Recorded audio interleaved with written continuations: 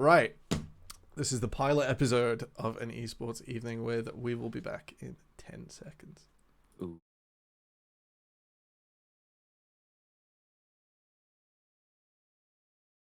One. Good evening, Twitch, YouTube, and the rest of the internet. This is an esports evening with working title pilot episode 0. Maybe if you're here, this might be really Episode special. 0. How exciting! And This might be really special. This might be just a waste of your evening. No promises from me. This is very much the mess around and find out angle because I just can't choose between things.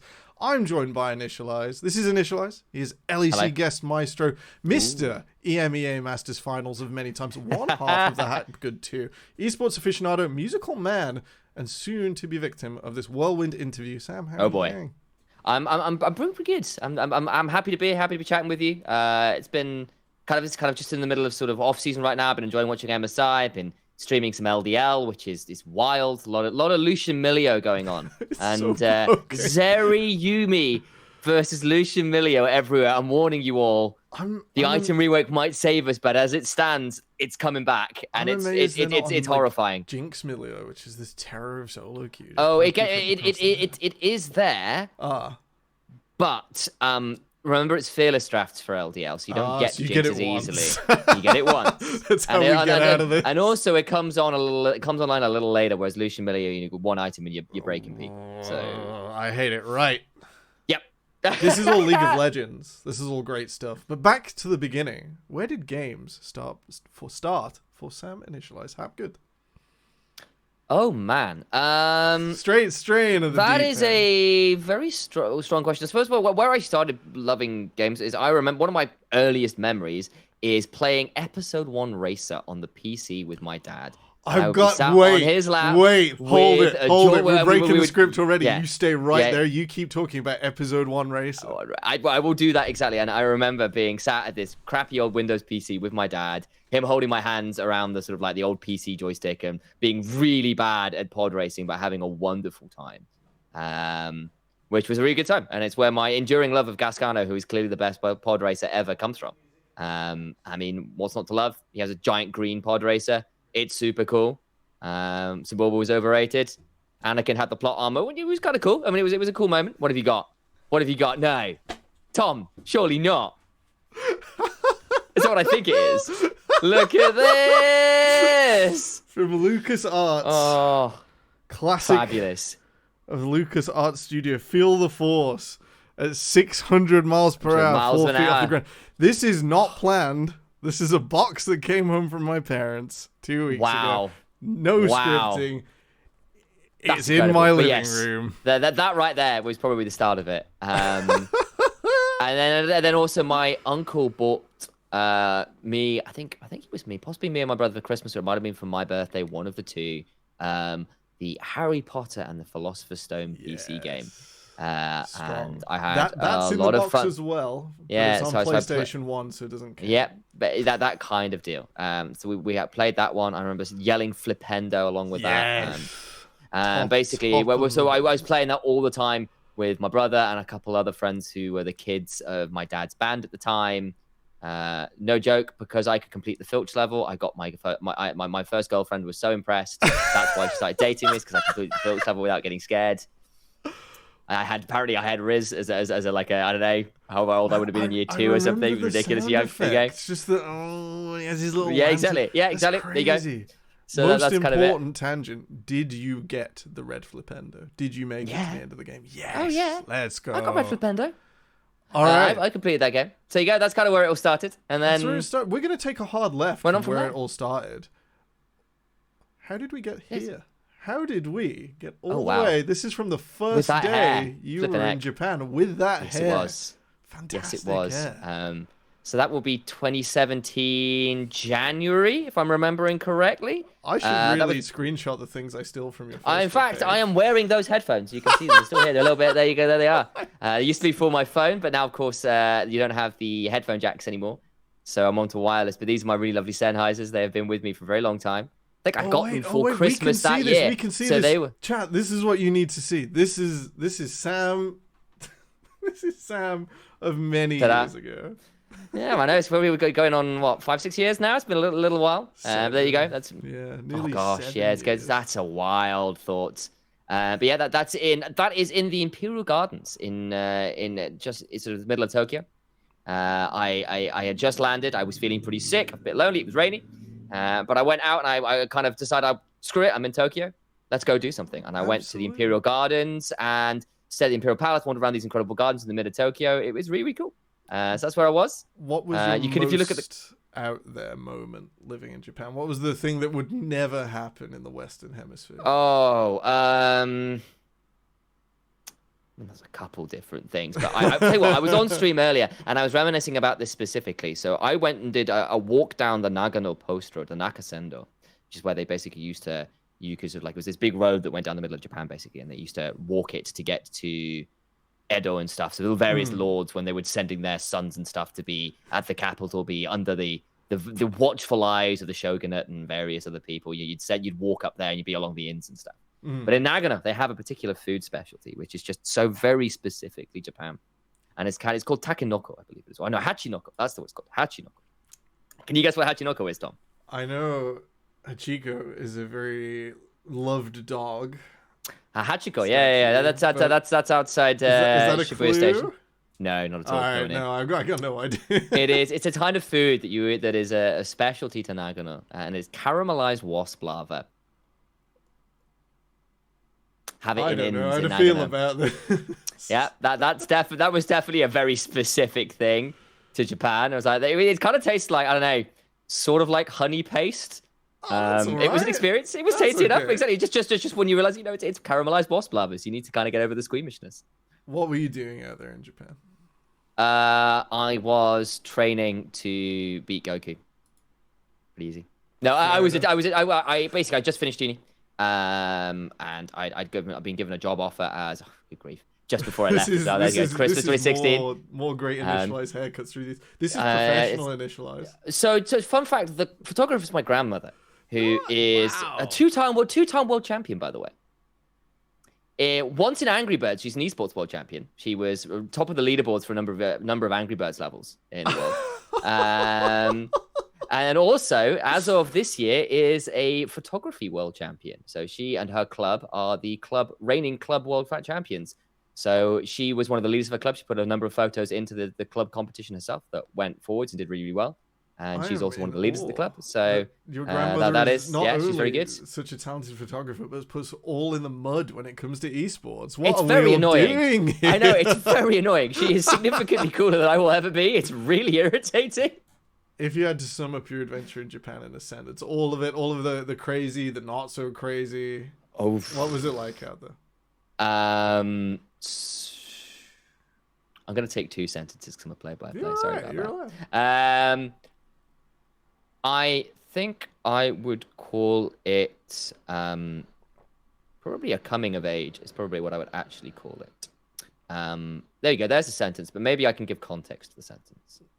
So I had just graduated uni, and I'd basically done schooling all the way through. I hadn't taken a break, hadn't done a gap year, and I'd finished. And I'd never really I'd done some bits of work, but not really. I'd done sort of a lot of stuff at uni in terms of like sound taking and stuff, but it wasn't like I'd never done the 9 to 5, anything like that. I'd basically just done studying. And I'd done some, and I kind of wanted the challenge. I kind of wanted something that wasn't study for a bit. So I was thinking about a gap year thing. I'd wanted to go to Japan for a while, and it seemed like an amazing opportunity. So I went out there as a middle school teacher, basically. And it was one of those things where I kind of wanted the kick up the butt to do a bit of growing up and to challenge myself to grow as a person. Because, I was going home every month and a half and taking my bloody washing with me, and having my mum do that kind of thing. Where it's like, I'm like, that kind of thing. I was like, you'd shake my head. Exactly. So even like there was a certain amount of like, look, I love my family. I get along with my family super well. I love hanging out with them. But I was actually still quite, for all that I was living in London and, having a great time there, I was still, It's a few hundred miles to take your laundry once a month. Yeah, exactly. So it was kind of those things like, look, I kind of want to do a bit of like, I want to challenge myself. I want to, actually not get away from my family, because actually, I love them to bits. I love hanging around with them. Hell, I live with my brother and work with my brother. But it was one of Indeed, the. you've big But brothered significantly well. I think I'd have killed yes. mine at this stage. We get along. We get along very, very well. For the most part. I mean, no one in the world gets on my nerves, and it's welcome to brothers, right? But it is little brothers. But he's absolutely still my best friend in the world, right? And there is something about actually going up there, getting to the kind of gap year thing, getting to work properly. I have a full 9-to-5 job, not just any 9-to-5 job, like a teaching job in a completely new country where I don't speak the language. The alphabet is different. I'm miles away from family. I'm on a complete different time zone. And it was an incredible adventure. It was bloody hard.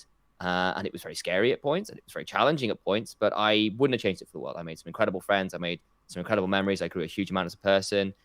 It was kind of like my first time out of education and kind of being, like teenage uni student where, like for all I was looking after myself, okay, it's not quite the same as having to be a responsible adult and not only an adult, a teacher, as I was kind of hours, right? Well, exactly, or at least managing it better, right? Especially when you've got to be, there's no real way for being late. Hell, I was walking through typhoons to work some days, that kind of thing.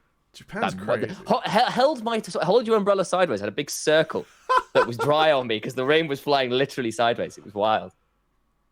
So that's sort of where the world of work started for you. To get to professional Initialise, right here. Yes. Hello. Your adventures in writing began.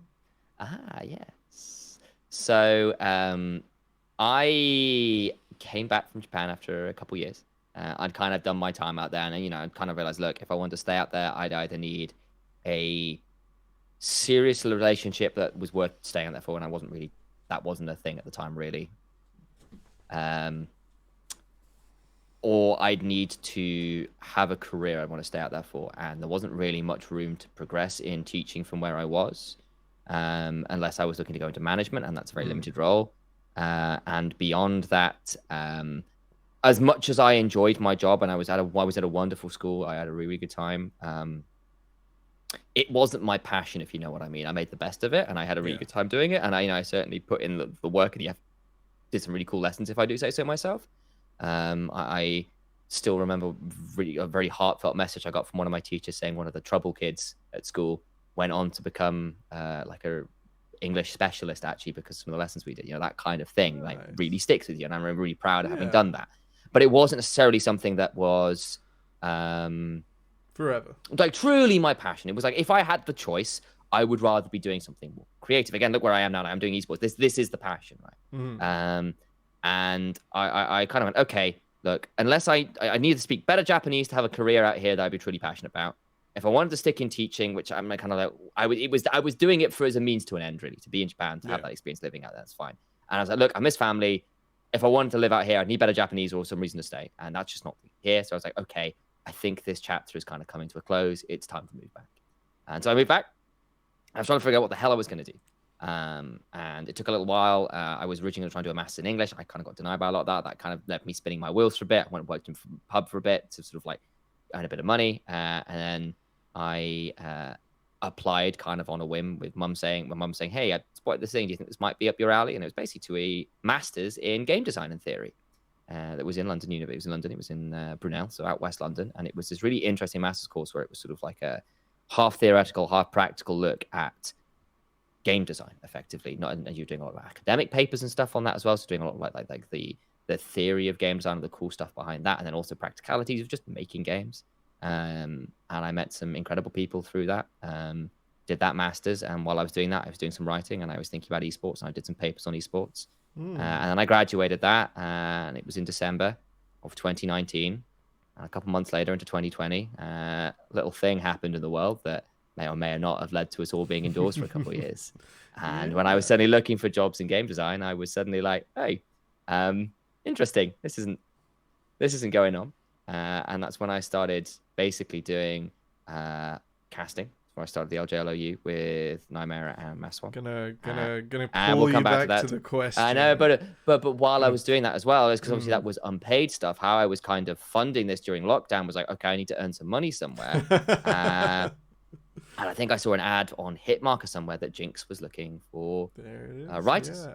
And having basically just done a game design master's, having been an English teacher, having done an English like undergrad, bachelor's degree, and I had loads of like essays and stuff for me doing cool things on game design stuff. I got some really cool essays and stuff I'd written. They went, yeah, well, we'll take you straight away.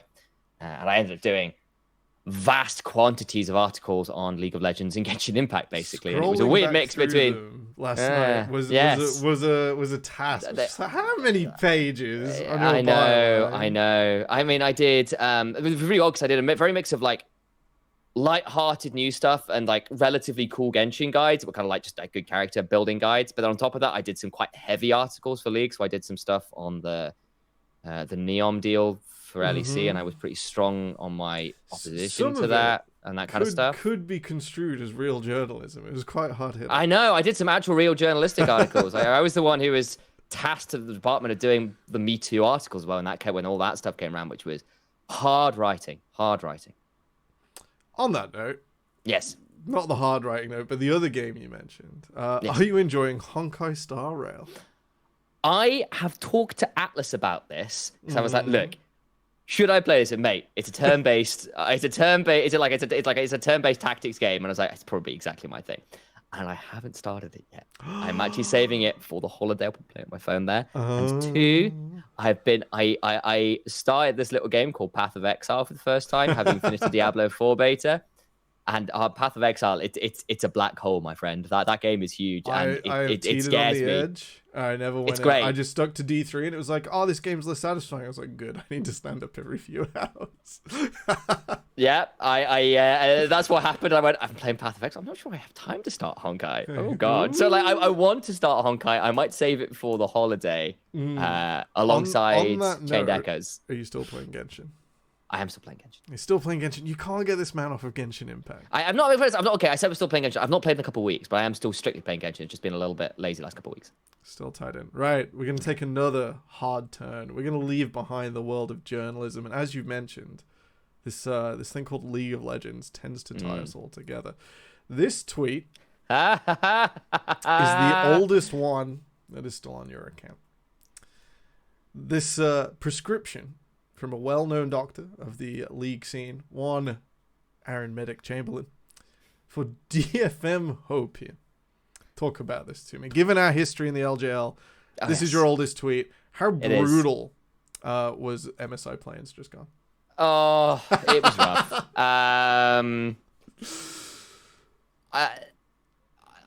Put it this way. I think we saw a lot of sides of DFM that didn't entirely surprise me, and I don't think will have surprised people who've been following DFM this year or beyond. Because we saw a few things like, look, actually really strong proactive plans in the early game to get snowballs happening, good early game fights, and then mid game maybe we pull the trigger a little bit too freely. Maybe. And it all kind of gets thrown away because we can't just take any fight and win it, and that comes with a punishment. And then two, Toltu's rough. He'll get there probably, maybe. I hope so. Talk to us a bit about the LJLU, because I cut you off there early. That's fair. And in fairness, like, I'm aware I kind of mentioned it in passing, partly because, actually, basically the LJLU was the music to the gigging barista, if you know what I mean, where like you are that starting out musician, and to pay the bills you're working at a cafe or whatever while you're doing music, and that's really your job, but your other things are paying the bills. And that was kind of the way it was with the LJLU, where I was writing articles to basically help pay the way through lockdown and stuff while I was started up this project called LJL Officially Unofficial, which became the LJLOU because it was a lot catchier, let's be real. I'm glad we made the graphics change as well. Chris Edgeworth is a wonderful man and an incredibly talented artist who helped sort that out. And basically, it's one of those. Sam did the opening graphics. They're up on your website in your portfolio. They look cool. Unfortunately, as we've heard, Sam is a man of English and of the arts, and might not have looked at a biology textbook. So if you want to go give his website some hits, I didn't do those graphics. They're not my graphics. They're up there because it was like, look, here's some things I've been working on. If you see what I'm saying, I think it was the LJLU's project, but I hadn't done the graphics. That was I'm a still friend gonna get you on it, of. though. No, Mary, in fairness, we agree. We You had all someone put. I think approved it. someone commented, and we all went, "Oh, Guilty. yeah, Guilty. I yeah, was just like, yeah, yeah. guys, you know what these look Yeah, like. and basically to clarify, guys, we had a logo that looked an unfortunate amount like a uterus. It was. I mean, there's not many ways around it. Like that's what it looked like. Beautiful. And it needed changing. Unfortunately, it was one of those ones where like, okay, that the moment you saw it, was like, oh, it's a great logo. Yes, what a real shame. Found the button. But yes, basically, in the previous year, I was running a D&D campaign with my brother, with Maswan, and a few other friends. And one time on the way home, we were like, I think we basically ended up at some way discussing about like League of Legends stuff in general. We went, Lex was saying, look, I'm a producer. You guys are, know the game. Would be kind of interesting giving this a go. Would you guys want to try doing a fan broadcast thing? And then early in 2020, before the world kind of all fell apart for a while, we met up and we kind of said, look, I know we talked about this. Let's try and actually make something happen. And we had a chat about what it would look like, how we would do it. And Lex said, look, I'd love to host. I'm happy to produce to begin with. And Alex at the time was, High Diamond was a pretty, I mean, we've all heard him. He's quite intelligent, very erudite, very good at speaking. Like, I'm the excitable guy. And we've got quite a good trio here. And because we had a lot of audio gigs, I'd done a lot of music stuff. In fact, that's what I was doing with the game design stuff, as I specialized in music. So I was doing narrative and then basically doing a side job as audio for the games I was working on. We had good microphones, we had good headsets, we had decent PCs. Like, actually, in terms of casting setups, we're set up better than most. This should be good. Like, the cameras are a bit whatever, but that's perhaps not the most important thing when the mics are still good and we've got the PC and the internet. And we're like, the internet connection at the time was actually shocking. We have to upgrade. Our internet connection was truly tragic. We'll get into that another time.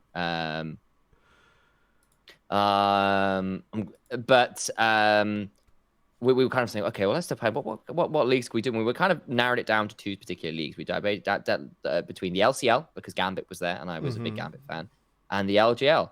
And I was saying, and we basically went, look, you have basically I was like, I've got a better knowledge of the LGL in some ways because it was my local league for a long time. No one's doing it. DFM's super cool. It's a bit of a different style of league. No one's done a lot of content on it. It's definitely out there. We all, were interested in Japan in general. The fact I'd lived out there helped a bit. Lexi had visited a few times. All these things, like, basically went, no, you know what? Actually, let's give this a go. It's the one we have at least a little bit more basic knowledge on, and we'd like to get more involved with.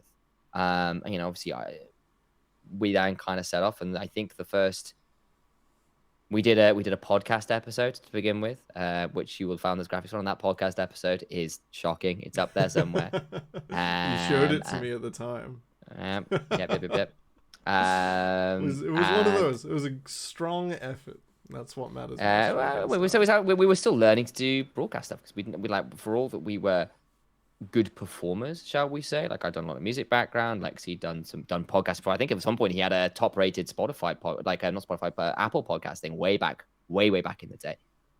So like he'd had some knowledge on setting up a lot of that stuff. So we again really shout out to Lexi, whose knowledge of broadcast skills and like management of like kind of broadcast projects is really impressive. I mean, there's no way the LGLW would have been anywhere near functional without the guy. I mean, genuinely straight carried it for a whole season.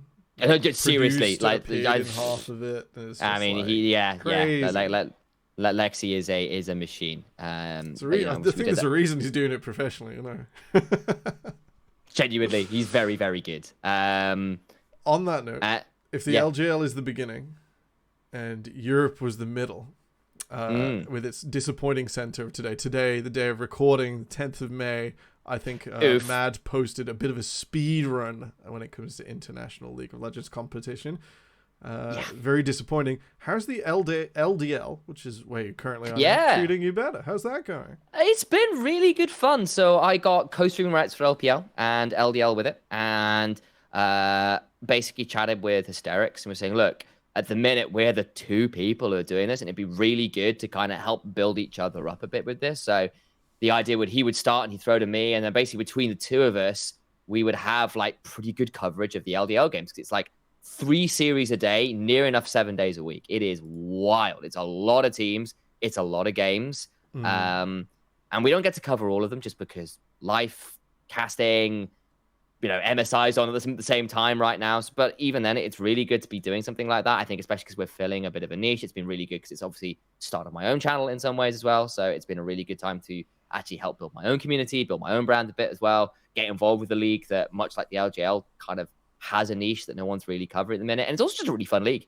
Like, it has a lot of different rules in terms of the fact it's fearless draft. You've got kind of an upper group and a lower group with a kind of LEC style system of like 3 splits a year and all of these kind of things. You have like a playoff for the top 4 teams in the top group, and every like 6 teams below that all have to play against the 6 teams from the top of the bottom group, and they all play to get into the various groups every split. So it's all wildness going on there. Play to play is always like such a tense time in a league. Like there's nothing quite like that team falling away, and you're like, they could have won it all, and they came 5th for a top 4, and then 4th place just smashes, and you're like, oh my gosh, it's crazy. The storyline is so strong. Is there anyone in particular you think is going to make the leap and follow in Bo's tracks to international stardom? Hopefully with that will be interesting. Yes, well, exactly. Couple names probably come to mind originally. So WE's academy team has a couple players on there who are really, really good right now. So the mid laner Bulukaka is just phenomenal. Guy's cracked. He's so good. I can already hear Captain Flowers giving it large. Yeah, exactly. He's very good, very talented, very aggressive mid laner. I think he's certainly got the chops. There's a world where he and the AD carry have a shot at ending up on the main team, I think. Who else? There's a guy called 1XN who is an AD carry for Joy Dream. Okay. He's mad. He's so good. The rest of his team, top side of the map, struggling a bit, but he's really good. I mean, there are a few names, but he is very, very, very good. Couple junglers around about as well that are very talented as well. But yeah, those are 2 names off my head. I go, yeah, these guys are fantastic. 2 players to look out for the future. We're going to take another hard turn immediately into the bushes. Why is Tarok? I should have got a picture of Tarok right here. I don't think you or chat or anybody is ready to hear that. That you don't have clearance, and frankly, the mental fortitude. That's a very dangerous question to ask, and I expected better from you, Tom. I thought you'd have more really instincts. So I really can't tell you. Why is Tarok?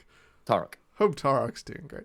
What is your favorite moment from the NLC and its in-studio broadcast of the man, there's so many cool moments. I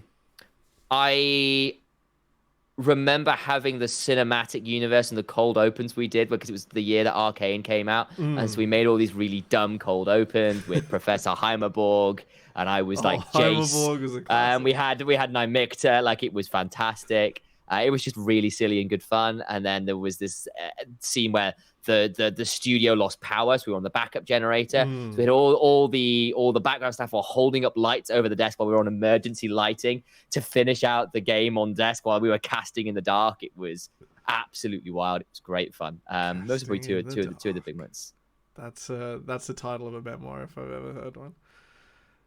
You sort of give me the answer to this one off stream. Are you ready for German summer? I am, in the sense that, holy moly, there's no aircon, and it gets just Central Europe period hot, where it just stays hot and there's no wind and it's kind of miserable. So we'll deal with it. I'm actually going to be on holiday for the first time since, I think, 2018. It's been a long time. Okay, slightly a lie. I stayed for a week with some friends in a manor we hired out for pretty cheap. Where we dragged all our instruments. It was all my uni music friends, about 30 of us, collapsed on this manor in the north of England and had a wonderful time playing music and partying around Halloween. Basically, it was a great time. Nice. Very mixture between very civilized and very not really. But it was a really good time. But you know what I mean? It's not quite the same as an actual holiday where I get to go overseas and relax. And so I'm going to America with my family for a couple of weeks. beach, Disney, all that jazz. It's an actual proper holiday for the first time in 5 years. I'm so excited. So that's happening next couple of weeks. I'm going to go to MSI, and then from MSI, I'm flying to the States. So phenomenal. This is you caught me like pretty much the day before I go. It's wonderful. Powerful. Well, I see you there at finals. Unfortunately not. It's literally already. No joke. I think I fly the day before finals, so I think I'm going to try and watch on my phone from the States in the early hours of the morning. My cancelled tickets now feel that much worse. Anyway, it's time for the audience participation. Right? I'm going to give you a really difficult question. You will have to open your social media and do some research. And in the meantime, chat, if you have a question for Initialise, it has to be thematic. It has to be cool. I'm not just going to pick anything. I've decided to be after all of my mid to good questions, I'm going to be a snob for you guys. Your question to Initialise. But Initialise, you don't get off scot-free. No, I don't. What have you got? Most importantly, you're allowed to get your Facebook up and take a second here. How on earth do you know Nottingham legend Rob Turner? What? Things he was expecting, definitely not this. Yeah. Let me make sure this is the right Rob Turner I'm thinking of before I. Yeah, I believe checking yours and mine Facebook will be the okay. I think you have given me an inkling before, but you get to explain. Wow, is this who I think it is? Yes, it is. Okay, so Rob is someone I met, I think, through church many years ago. He used to go to my church. He was friends with some of my friends from church back in the day. He used to live near my hometown, basically. So we were kind of extended friends, is the long short of it. That's how I know him. He had the immortal joke of put the kettle on. He said, if it fits, which genius. My enduring memory of Rob Turner. That could only be the correct Rob. How do you know Rob Turner? I'm going to try and send you this later. This is so perfect. I miss you so much. That's wild. Rob Turner completed a degree in biochemistry at Sheffield Hallam University alongside myself. Wow. At which time, I'm so sorry, he started playing League of Legends. Disaster. From one Ari Main's friend to another. That is the situation we ended up in. And we had a podcast. We had a radio show. Was he on the radio show you guys were on? Oh, fantastic. Radio, which was excellent. Matt, Tom, and Rob. It is a small, small world. And no one is that far away from each other. On that thematic note, chat, you failed me. You're all useless in the most loving way possible. There is nothing for Initialise. So, what are you most excited for over the next 12 months? This doesn't have to be related to you. What is the thing that you're looking forward to most? I mean, outside of this holiday, which has genuinely got me very excited, there's probably a couple of things I know about that I can't actually talk about. So maybe ask me again in like 6 months. There's a couple of things that I would love to talk about. He's excited about the amount of signatures he's put on NDAs recently. Well, something like that.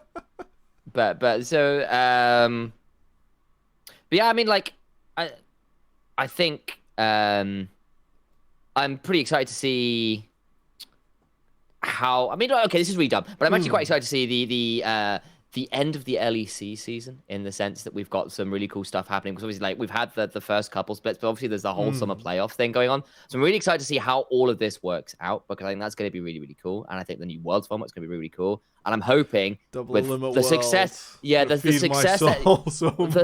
success that MSI has been so far in terms of these best of fives have been really cool. And we've still got 13 more to go, 12 more to go. Like, that's so cool. And from an esports fan perspective, I think that's really awesome. I'm hoping that there's a couple cool projects I'm going to get involved with. And obviously for me, like, there's a mixture of nerves and excitement about just potentially cool shit to be involved with in the future. Sorry, I swore. I've done so well about that. You're allowed. It's called an evening with. We're after the watershed. That's true. It's fucking awesome. Yeah, I know. It's pretty fucking amazing. So there we go. It's more fun when I do it that way. It just adds that dramatic sense. It's so perfect. My next question, you've unfortunately already answered. It's where do you want to go next? The answer is Disneyland. He's going to America. Absolutely. Kids. Oh, one other thing I'm excited about: the Rogue Trader RPG that's coming out. We're getting a full, massive, actual CRPG Rogue Trader game by Owlcat. that did like Oh my the gosh, Pathfinder games. I've got It looks Owlboy phenomenal. like on the shelf. I have an Owlboy. I won one. That is Excellent. So yeah, so that there you go. There's something non-league related that I'm excited about. Some cool games. Baldur's Gate 3 as well looks awesome. Diablo. Like, there's just some cool games coming. Frankly, it looks great. All right, Sam's watching me fix production in real time. I definitely had this ready. This is definitely not the only picture. Oh boy. The whole point of an evening with is to have this interview, but I can't just have an interview. Like if I thought I was good at interviews are interviews. They are what they are. This is Sam and some friends. You may notice some other famous faces in this photograph at the EU LCS finals in 2016. Now, Sam, you have to defend your position here.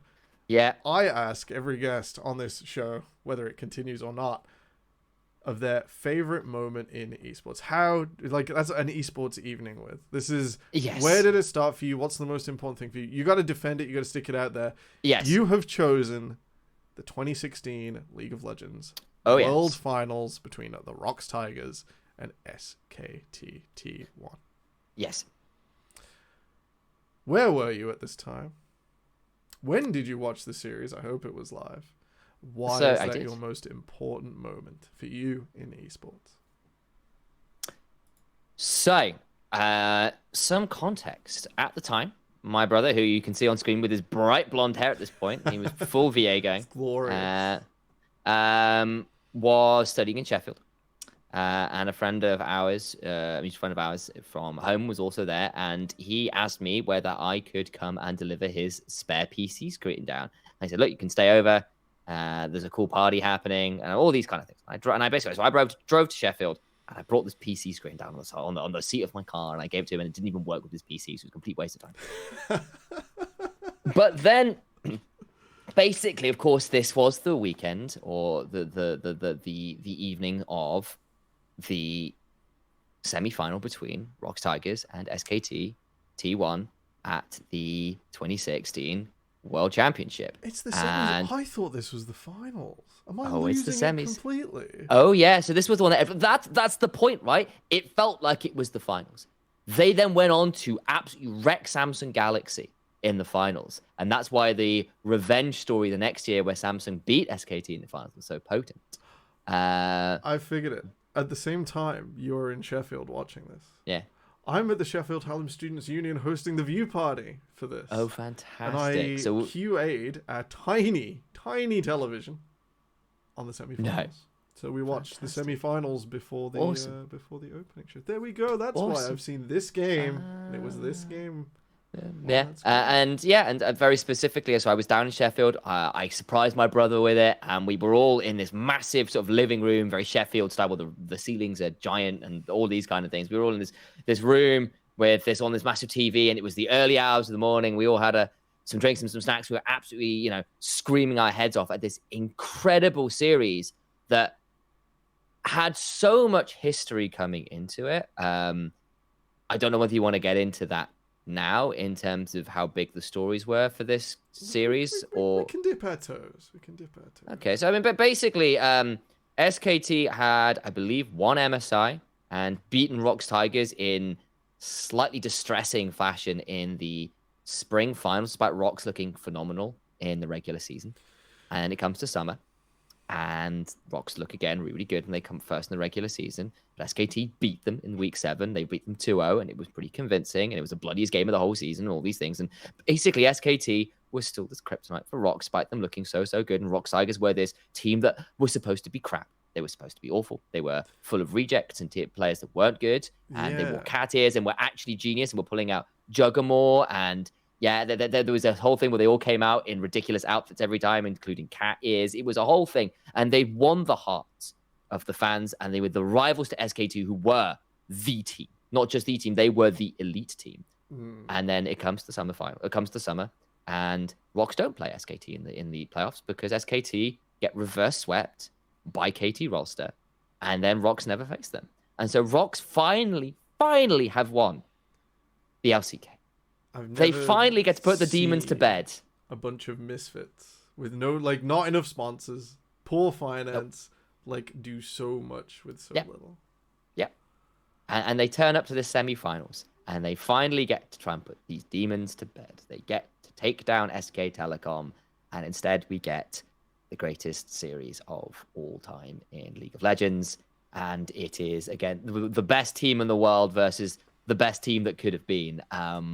And the play was just, the whole series itself, the series, not just the storylines, were just extraordinary. Talking of extraordinary, here's game 4 of Extraordinary. Oh. And now, ladies and gentlemen, for you live, a recast 7 years in the making from a Sheffield bedroom floor and the Hallam Students' Union. Sam, set the scene. Game 3 has just concluded, and we are ready to go.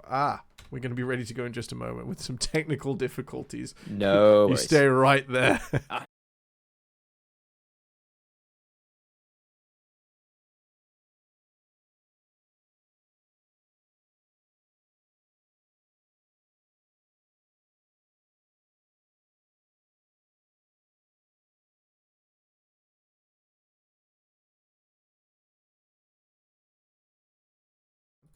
Excellent. Right. We can now do this. We can now see what we're doing. Very helpful, very useful. But production magic all aside, game 3 has just concluded, and we're over into game 4 of SKT versus the Rocks Tigers. And context, SKT won game 1. It was a banger of a game. They had this incredible game where Faker on Orianna did this ridiculous escape down the whole of top lane, and they won that game, and it was remarkable.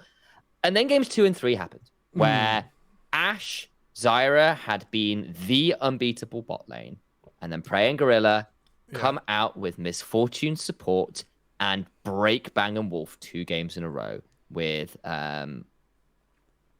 the Misfortune support, and I believe they picked up the Ashe themselves. Yeah, it wasn't respected. Yeah, like Rocks banged it in. SKT were just like, nah, that's rubbish. It's not gonna work. You know, Faker's Orianna, as you mentioned, dominated Kuro's Victor time and time again, and then all of a sudden, it's gone backwards.